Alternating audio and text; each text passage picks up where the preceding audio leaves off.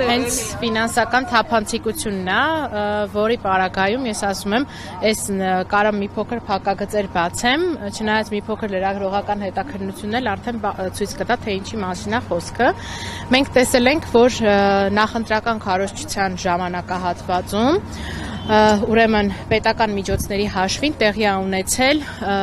զորահանդես,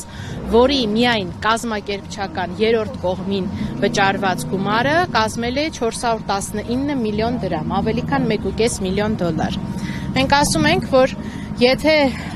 այդ մատակարար կազմակերպությունը չի բերել այնտեղ առկա զինտեխնիկան, ապա դա առնվազն տարօրինակ ծախս է։ Եվ մենք հիմնավոր ենթադրություն ունենք, որ պետական բյուջեից կոնկրետ այդ կազմակերպությանը տրված զորահանդեսի շրջանակներում գումարը իրականում եղել է փոխհատուցում շատ մեծ ծավալներով քաղաքացիական պայմանագիր կուսակցության քարոզարշավի ճոխ ծախսերի, իմաստնավորն այդ հայտնի դրոններով շոուների, որոնց շուկայական արժեքի մասին տեղեկատվությունը եւս բաց հասանելի տեղեկատվություն է։ Ես նկատել եմ, որ մամուլում որոշակի հետևողական գործընկերներ եղել են, ովքեր մոտավորապես պարզել են, թե այդ ինչ արժեն այդ դրոններով խրախճանքները,